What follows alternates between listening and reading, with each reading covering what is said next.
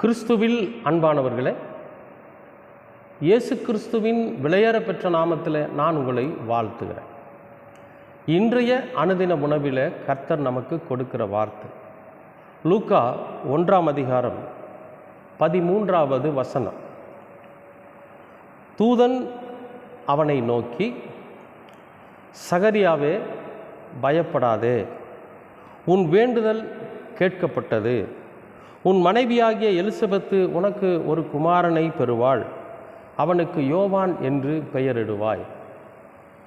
இந்த வசனத்தில் கர்த்தர் நமக்கு கொடுக்கிற வார்த்தை என்னென்னா, உன் வேண்டுதல் கேட்கப்பட்டது.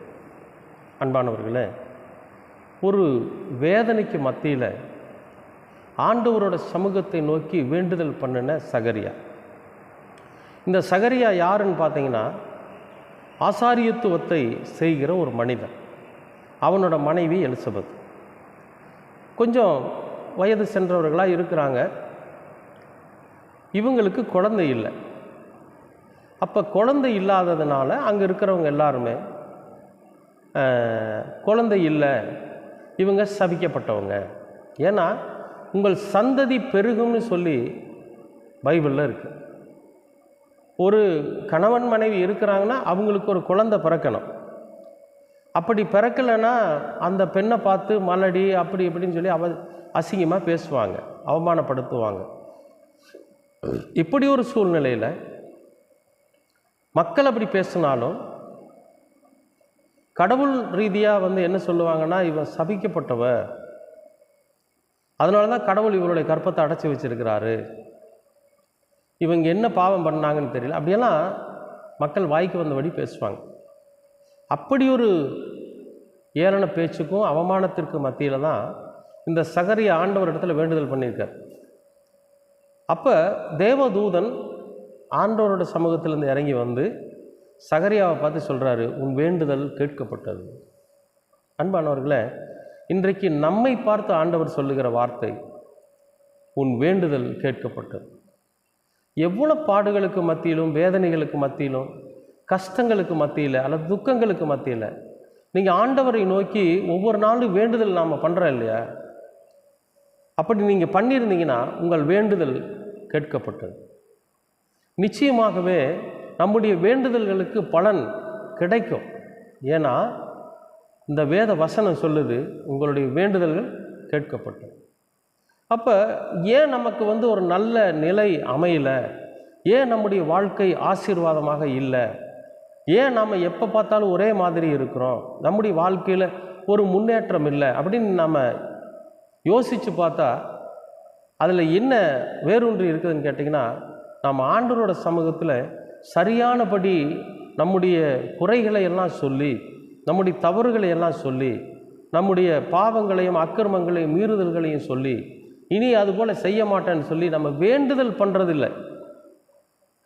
ஏதோ சடங்காச்சாரமாக கோயிலுக்கு போகிறோம், ஒரு வசனத்தை வாசிக்கிறோம், ஆண்டவரோட சமூகத்தில் என்னமோ நம்ம அப்பா அம்மா கிட்ட கேட்குற மாதிரி, அல்லது எங்கேயோ ஒரு வேலைக்காரர்கிட்ட கேட்குற மாதிரி நாம் ஆண்டவர்கிட்ட, ஆண்டவர் எனக்கு அது வேணும், இது வேணும், எனக்கு அதை செஞ்சு கொடுங்க, இதை செஞ்சுருங்க, நான் காணிக்க போட்டுறேன் அப்படின்னு சொல்லிட்டு நம்ம வந்துடுறோம். அது வேண்டுதல் மனதுருகி நம்முடைய நிலையை, உண்மையான நிலையை ஆண்டவரோட சமூகத்தில் சொல்லி, இதற்கு எனக்கு ஒரு வழிவகுத்து கொடுங்க ஆண்டவரே, இதற்கு ஒரு மாற்று ஏற்பாடு எனக்கு சொல்லுங்க, என்னுடைய வாழ்க்கையை மாற்றுங்க. ஏன்னா அப்பத்தான் என்னால் இந்த உலகத்தில் ஜீவிக்க முடியும், வாழ முடியும். இதெல்லாம் எனக்கு தேவை இருக்குது. என் மகளுக்கு ஒரு நல்ல திருமணம் வேணும், என் மகனுக்கு ஒரு நல்ல வேலை வாய்ப்பு, ஒரு திருமணம் வேணும், என் மனைவிக்கு உடல்நலை சரியாகணும், எனக்கு உடல்நிலை சரியாகணும், நாங்கள் எல்லோரும் ஆரோக்கியமாக இருக்கணும். அப்போ எல்லோரும் ஆரோக்கியமாகவே இருந்தாலும் எங்களுக்கு நல்லா உழைக்கணும். புரியுதுங்களா? நம்ம என்ன தேவை நினைக்கிறோமோ அந்த தேவையை குறித்து ஆண்டவரோட சமூகத்தில் நாம் வேண்டுதல் செய்யணும். உண்மையாக நம்ம மனதுருகி மண்டியிட்டு கர்த்தரோட சமூகத்தில் வேண்டுதல் செய்யணும். அப்போது அந்த வேண்டுதல்கள் கேட்கப்படும். இங்கே சகரியா எவ்வளோ மனவேதனையோட ஆண்டவரோட சமூகத்தில் எத்தனை தாக்கங்கள், எத்தனை விதமான ஏளன பேச்சு, எத்தனை விதமான பழிச்சொல், எத்தனை விதமான அவமானம், இதையெல்லாம் கடந்து, இதையெல்லாம் மனசுக்குள்ளே போட்டு வச்சுக்கிட்டு ஆண்டவரோட சமூகத்தில் போய் அதையெல்லாம் வெளியே ஆண்டவரோட பாதத்தில் கொட்டி அந்த குமுறல் இருக்குது பார்த்தீங்களா, அதான் வேண்டுதல். அந்த வேண்டுதலை கர்த்தர் கேட்டிருக்க. அன்பானவர்களே, அதே போல தான் நம்முடைய வாழ்க்கையில் நாமும் நம்ம வாழ்க்கையில் என்னென்ன நடக்குதோ அதையெல்லாம் ஆண்டவரோட சமூகத்தில் சொல்லி நாம் எனக்கு இந்த நிலையை மாற்றி கொடுங்கன்னு சொல்லி ஆண்டவரோட சமூகத்தில் நாம் வேண்டுதல் செய்கிற போது நிச்சயமாகவே நம்முடைய வேண்டுதலை கர்த்தர் கேட்பார். இன்றைக்கும் பிரியமானவர்களே, ஒருவேளை நீங்கள் அப்படி ஆண்டவரோட சமூகத்தில் நீங்கள் வேண்டுதல் செய்திருப்பீர்களே ஆனால், ஜெபித்திருப்பீர்களே ஆனால், கட்டாயம் கர்த்தர் உங்கள் வேண்டுதல்களை கேட்டிருக்கிறார். அதற்கு நிச்சயமாகவே பதில் தருவார். கர்த்தரோட சமூகத்தில் காத்திருங்கள், உங்களுக்கு பதில் வரும். அன்பின் பரலோக பிதாவே, அருமையான நல்ல இந்த அனுதின உணவிற்காக உமக்கு நன்றி. இந்த நாளை நீர் ஆசீர்வதித்து கொடுத்ததற்காகவும் நன்றி. கர்த்தாவே, நீர் எங்கள் வேண்டுதல்களை கேட்டிருக்கிறீர் என்று நாங்கள் விசுவாசிக்கிறோம். நாங்கள் மனதுருகி செய்த வேண்டுதல்களை கர்த்தர் கேட்டிருக்கிறீர் என்று நாங்கள் விசுவாசிக்கிறோம். ஆண்டவரே, அப்படியாக எங்களுடைய வேண்டுதல்களுக்கு நீர் பதில் கொடுக்கிறதற்காக உமக்கு நன்றி. பதில் கொடுக்கிறதற்காக உமக்கு ஸ்தோத்திரம்.